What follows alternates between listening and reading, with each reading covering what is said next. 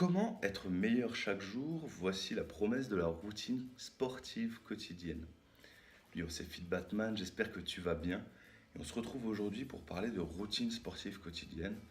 On va voir pourquoi c'est important et pourquoi tu devrais la mettre en place. Alors, qu'est-ce que j'entends par routine sportive quotidienne? J'entends une séance courte de 10, 15, voire 20 minutes orientée vers ton objectif. Par exemple, si tu veux perdre du poids, qu'elle soit assez intensive. Si tu veux prendre du muscle, qu'elle soit orientée vers l'hypertrophie musculaire, etc. Dans un premier temps, on va voir à qui s'adresse la routine sportive quotidienne. Dans un deuxième temps, on va voir pourquoi et comment c'est si efficace. Ensuite, on va voir les problèmes rencontrés et envisageables lors de la mise en place d'une routine sportive quotidienne.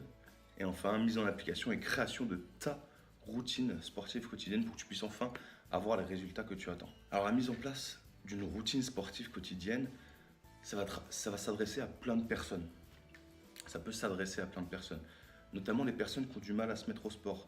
Parce que le fait de faire juste 10 à 15 minutes, c'est pas trop contraignant et ça permet petit à petit de remarquer les bienfaits que ton corps exprime de faire du sport, d'en prendre conscience, de les prendre en compte et d'agir en fonction.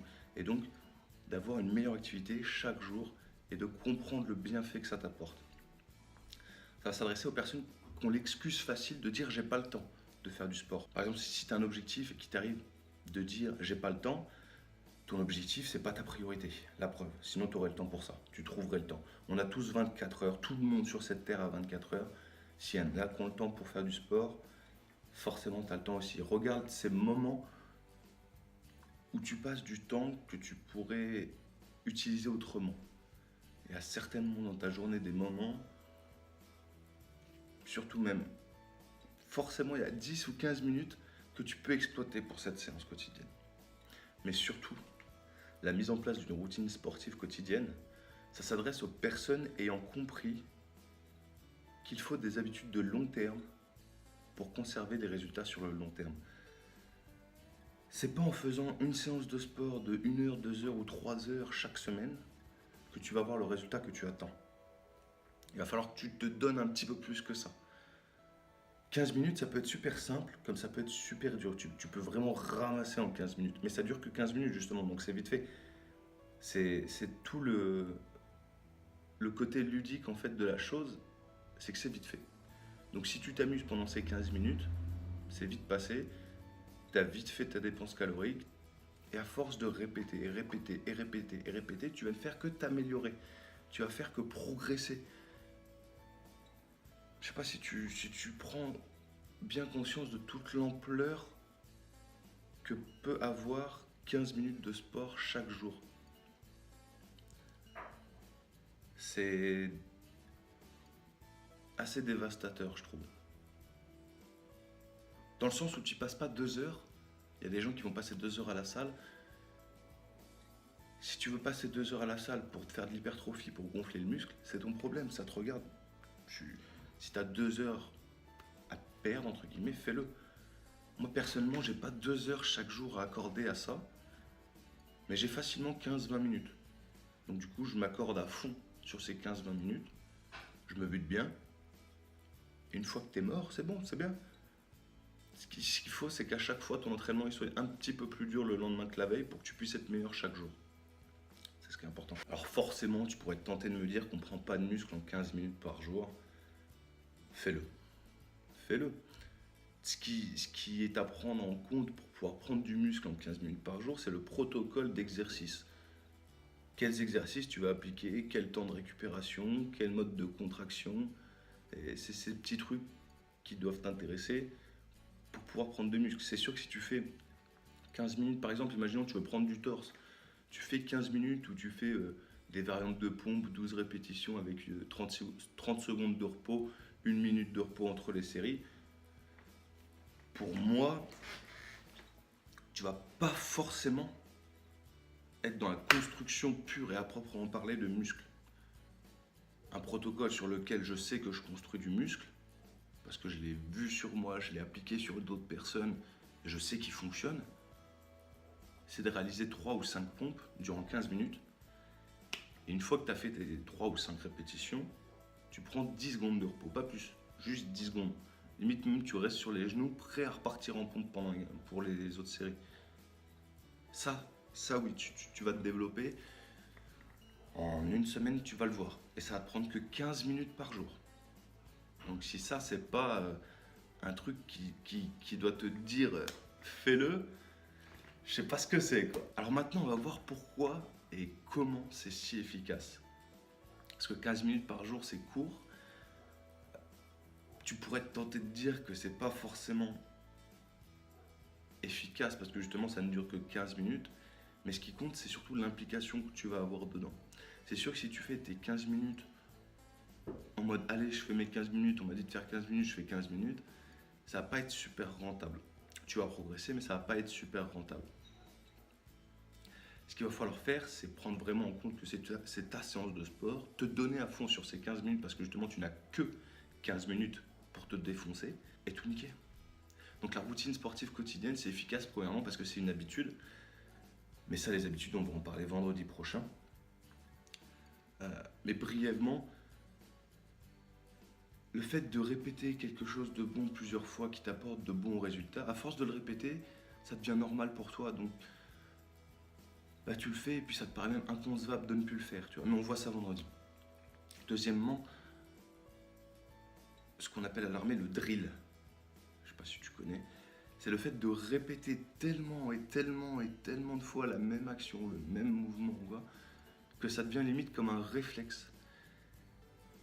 Et c'est toute l'utilité de la routine quotidienne. C'est que par exemple, si aujourd'hui, tu as envie de prendre du torse, t'es pas bon en pompe, tu sais pas faire, tu fais tes pompes en mode tortue, en bougeant la nuque, et ben tu prends un mois, tu prends un cycle de 3 semaines où tu fais que des pompes. Pendant 15 minutes, tu fais que des pompes. Et tu améliores ta position à chaque fois. Tu revois tes points clés. Le placement du bassin qui rentre bien, le dos bien droit, la tête correcte. Hop, et puis quand je descends tout droit. Et puis touche en même temps le menton, le nombril et le kiki. Hop, il touche le sol. Tout droit, tu vois pas. J'en vois, ils font des pompes, ils sont comme ça.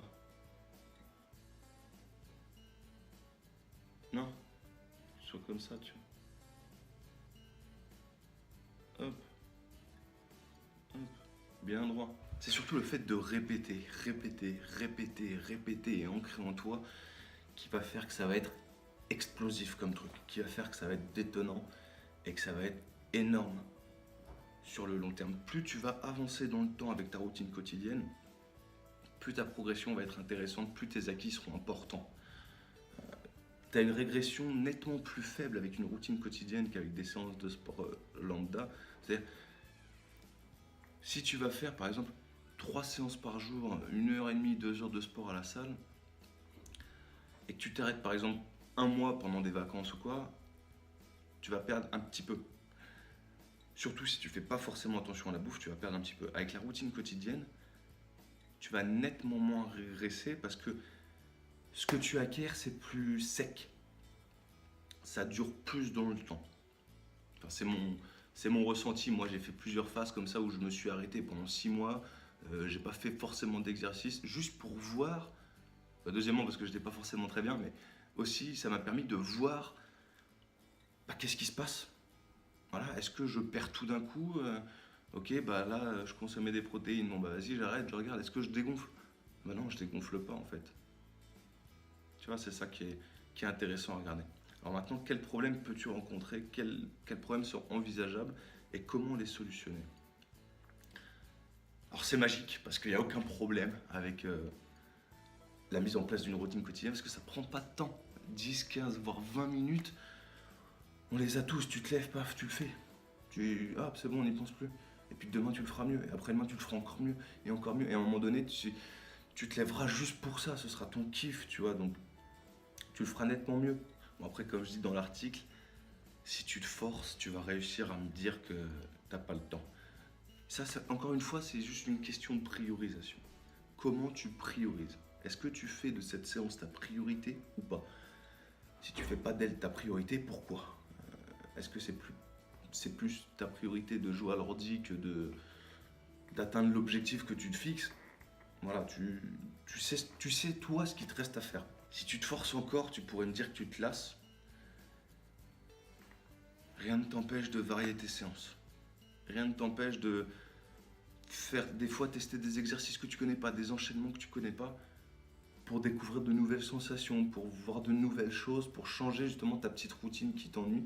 Parce que les routines, ça tue. C'est comme la magie, tu vois. Il y a le bien, il y a le mal. Les routines, ça tue, mais ça peut aussi t'emmener très loin et ça peut aussi te permettre. C'est sécurisant une routine.